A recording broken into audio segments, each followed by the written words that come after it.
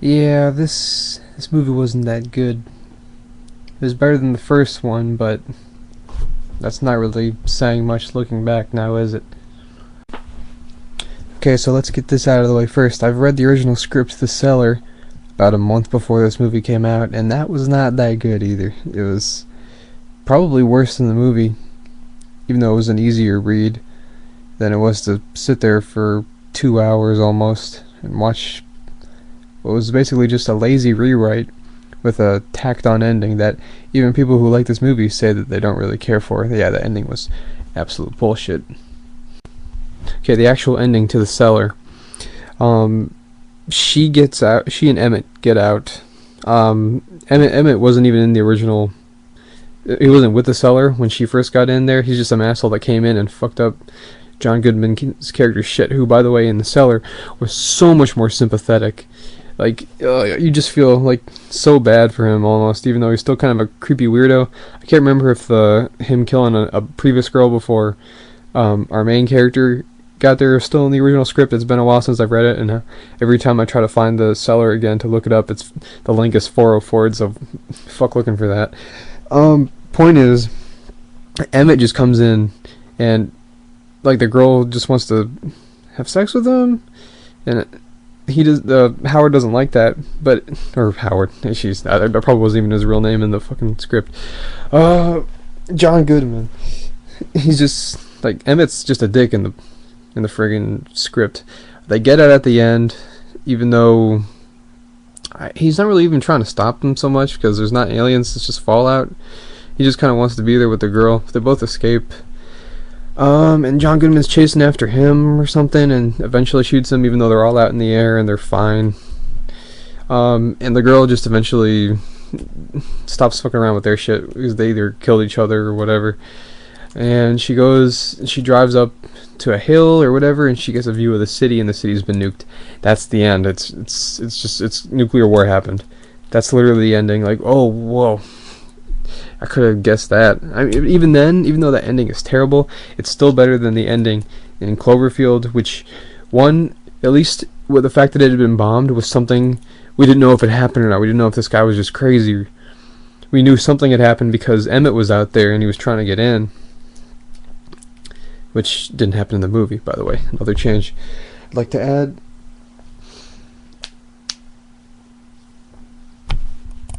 Okay, in the movie, spoilers, as I mentioned before, she gets out of there. She breaks away from John Goodman, who's trying to keep her in there because the script needs to get her dumbass a reason to get out of there, even though they could have just walked out eventually with the hazmat suit if they just told them. Anyway, point is, there's fucking aliens. It's like some people are saying it's like the Half-Life 2 dropship, but it's really more like War of the Worlds, where they had, but with the thing is made out of organic material instead, and it's like has claws and freaking robot arms that pick shit up, tentacles, that's the word. And she, with absolutely no concept of stealth or whatever, when she sees the thing flying around, she sets off the car alarm, and then it comes over, and oh my god, I gotta go hide in the barn, even though you think the aliens would have figured out to look in the barn right next to where the car was going off. It sends out this like half mechanic wolf worm anus thing that is pretty stupid. It fucks around with the car, and she's hiding in the barn. She's making all sorts of noise. She's breathing at the top of her lungs as loud as she can. She's knocking shit over. She's then, after all that nonsense, she's like, oh, I better stand still. And the thing's like looking inside, but it can't tell because it has a worm ass for a face, so it doesn't have eyeballs, or it could obviously just sniff her out. Like, that was dumb. And then she runs out when the thing's fucking around with the car or something, as if she's gonna outrun this thing that's an alien on four legs while the ship's all around too. She goes to the house, which it shows like the lights are on for a second, which you kind of think maybe if this was a smarter movie they would have tied it in, like some of the aliens would have like made it look like the places were being lived in, so that people who didn't get wiped out throughout the first wave, like John Goodman was saying, would go to the house as like a trick, and then they catch them. But no, it was just hiding behind the house, the alien ship, and it comes out, and it grabs her ass after she gets in the truck, because she runs back, still not caught by this worm thing that's just standing there the whole time. So it picks her up, and she fucking throws a Molotov upwards at it when she's already like 10 stories in the air. Somehow survives the drop after killing the thing with, you know, a wine bottle only. You know, real threatening aliens here, real advanced civilization.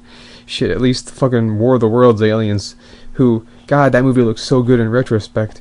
They only died because of microbes and shit. They were still not losing the javelin missiles until they were dying at the end of the movie. They were destroying shit. Right now I'm going to talk about the meat of the movie when they're in the bunker, which is where most of the movie takes place, obviously. It could have been good. It's a good idea, and which is why I bothered checking this out, because, you know, maybe it works, maybe it's picked up by... I read the script, I knew that kind of sucked. Maybe John Goodman, maybe the rewrites, the guy who did Whiplash and a couple others. Not that Whiplash was that amazing either. It had good stuff in it, but it was better written than Cloverfield 1. Anyway, point is, it had potential, and then it was getting reviews up the ass. Rotten Tomatoes 90%. It's like I said, an 8.0 with thousands of views on IMDb, which is like, alright, maybe on a fluke this Cloverfield movie is actually, you know, come together and was actually good. It wasn't. Like shit though, so much of this movie is just fucking around based on whether is there aliens or is Fat Man just trying to rape my ass. Like, obviously there's going to be something at the end. It's not going to be this movie's in IMAX. You think that that's not a tell right there on top of the name, which is already blatant enough, which is a failure in marketing, even though people eat the shit up anyway, so it's a success on their part. They're exploiting dumb people in the same way Ride Along 2 or Tyler Perry does. Jesus Christ. But yeah, here's the real problem, is that there's the main characters, they don't function as someone who is pragmatic and actually trying to solve their problem of when they wake up and find themselves in this bunker, which happens like the first 5 seconds like, or 5 minutes of the movie, when she's like finds herself locked up, and it's creepy. Yeah, that's justified. But then he comes in, then he's just like, you can calm down now, and shenanigans happen. She like lights a fire in the ventilation system to screw shit up, and she tries to shave the end off of one of her what's it called, little stilt things that people with broken legs use, crutches. Yeah. And tries to stab him with that, and he's just like, oh, haha, good job, you got some fight in you, that's hot. Which, yeah, they gotta make him a creepy asshole, but like, they really have to do it so transparently. It's like, they can't really make up their mind either if he's a rapist or if he's just a psycho, gun nut, you know, believer of fairy tales and third world wars where he has to go hide in a bunker. Or if he wants to like have sex with her, or if he looks at her as a daughter that he just wants to take care of. They can't make up their mind on that. It's pretty bad. Like, the same kind of problem happens a little bit in the original script, but that almost handles it better as far as Howard, John Goodman's character, goes, where he just is kind of this sympathetic loser, but who's prepared. And then these two assholes just come and fuck his shit up when he tries to help them, which is his own downfall, I guess. In the movie, the one thing that's smart about the movie, I guess, is that they make it so that he's a killer, so you have more of a definite reason to dislike him. But I swear, if you find the original script, you just want to punch the shit out of the guy and the girl, who might not be named Mayor Emmett and whatever the girl's name was in the movie. Nothing really important. But yeah, if you know, in the movie and in the friggin' script, it's like, he's kind of a creepo, but you know for a fact something happened out there, especially in the movie, where Emmett says he saw the attack happen, and yet she still smashes his head in John Goodman's head in with a bottle to try to get out. And even when she is confronted with proof of a woman whose face is melting off, she still has doubts later on and is trying to escape and all this kind of crap. Makes a hazmat suit out of a shower curtain and a plastic 2-liter bottle and an aquapod, if you remember what that is. And well, first of all, to think that that would work might be the most laughable thing. Like, the first that she could even make it to where it looks like that. But the fact that it would work on some kind of alien chemical shit when it's literally a Coke bottle. Like, I guess if you go to a store after a nuke's gone off, the Coke won't be irradiated, even though the food probably would be, no matter what kind of packaging it's in. Whatever.